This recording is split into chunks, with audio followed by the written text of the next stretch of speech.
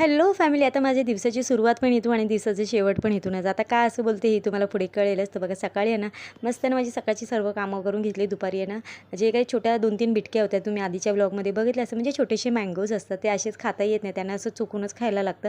पण आता मुलांना ते काही जमत नव्हतं व्यवस्थित, त्यामुळे मी त्याचाच फल काढून इथं छान ह्याला मँगो ज्यूस बनवून दिला. आणि त्यानंतर इथे मी तयारी वगैरे केली, कारण की संध्याकाळ झालीच होती आणि दुपारचं ते ऊन बघून ना एवढं कंटाळा आलं असं की संध्याकाळचा सनसेट बघायला खूप छान वाटतं. त्यानंतर संध्याकाळच्या कामांना सुरुवात केली, मस्त झाडलोट करून घेतली आणि त्यानंतर मुलांना नाश्ता बनवायला घेतले. आता त्यांना खायचे होते सँडविच, मस्त त्यांना टोस्ट सँडविच बनवायला घेतले. तर कांदा, टोमॅटो, कोथिंबीर, चिली फ्लेक्स, ऑरिगॉन आणि चीज वगैरे टाकून आणि त्यात मेयोनीज आणि पिझ्झा सॉस टाकून ना छान असं त्यांना मस्त असे चीझी सँडविच बनवून दिले. आणि त्यानंतर मग मुलांचा नाश्ता झाला.